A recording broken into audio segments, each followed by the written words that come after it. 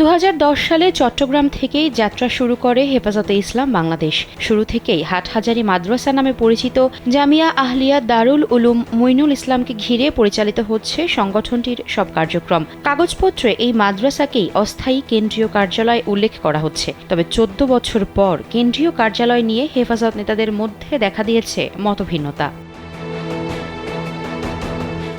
সারা দেশের সঙ্গে যোগাযোগ ও সমন্বয়ের সুবিধা বিবেচনায় রাজধানী কেন্দ্র করে সার্বিক কার্যক্রম পরিচালনার পক্ষে ঢাকা ও আশেপাশের জেলাকেন্দ্রিক শীর্ষ নেতারা। গত মে মাসে সাবেক যুগ্ম মহাসচিব মাওলানা মামুনুল হক কারামুক্ত হওয়ার পর বিষয়টি নতুনভাবে আলোচনায় আসে। তবে কেন্দ্রীয় কার্যালয় স্থানান্তরের এই প্রস্তাব মানতে রাজি নন চট্টগ্রাম বিভাগের নেতারা।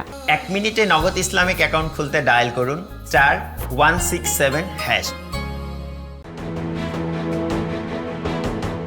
হেফাজত নেতাদের একটি অংশের মত হল হাটহাজারী মাদ্রাসাকে ঘিরেই অরাজনৈতিক এই সংগঠন গড়ে উঠেছে। সেখান থেকেই সারা দেশে শক্তিশালী অবস্থান গড়ে উঠেছে। ফলে চট্টগ্রাম থেকে কেন্দ্রীয় কার্যালয় সরানোর কোনো প্রয়োজন নেই। তবে অন্য নেতাদের মতে কেন্দ্রীয় কার্যালয় রাজধানী থেকে দূরে হওয়ায় বিভিন্ন ইস্যুতে সভা আহ্বান বা জরুরি সিদ্ধান্ত গ্রহণে সমস্যা হচ্ছে। সংগঠন জোরদার করতে হলে ঢাকাকে কেন্দ্র করেই কার্যক্রম পরিচালনা করতে হবে।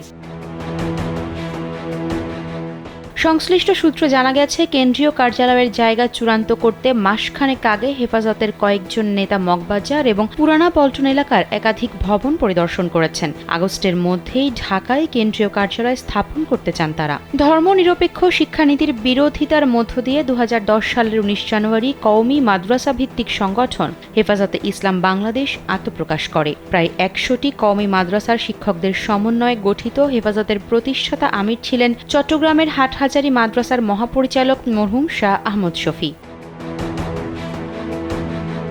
প্রতিষ্ঠার পর থেকেই সংগঠনের কেন্দ্রীয় কার্যালয় চট্টগ্রামের হাটহাজারী মাদ্রাসা ব্যবহৃত হচ্ছে। দলের আমির শাহ মুহিবুল্লাহ বাবুনগরীও সেখানেই থাকেন।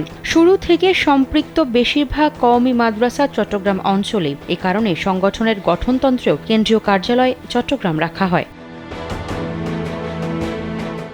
যে কোনো নীতি নির্ধারণী সিদ্ধান্ত গ্রহণ করতে হলে চট্টগ্রামের হাটহাজারী মাদ্রাসায় সভা আহ্বান করা হয়। এমনকি জরুরি কোনো সিদ্ধান্ত গ্রহণ করতে হলেও কেন্দ্রীয় কমিটির নেতাদের চট্টগ্রামে যেতে হয়। দেশের বিভিন্ন এলাকা থেকে সেসব সভায় যোগদান করা অনেকের পক্ষেই কঠিন হয়ে পড়ে, আবার বেশি সময় ও অর্থ ব্যয় করতে হয়। এ কারণেই শীর্ষ পর্যায়ের একাধিক নেতা হেফাজতের কেন্দ্রীয় কার্যালয় ঢাকায় স্থানান্তর করতে চাইছেন।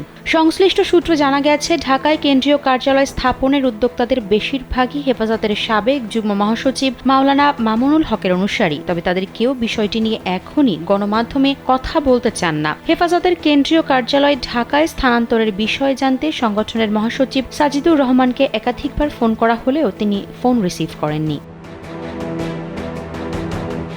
আফসারা নাজ, কালবেলা।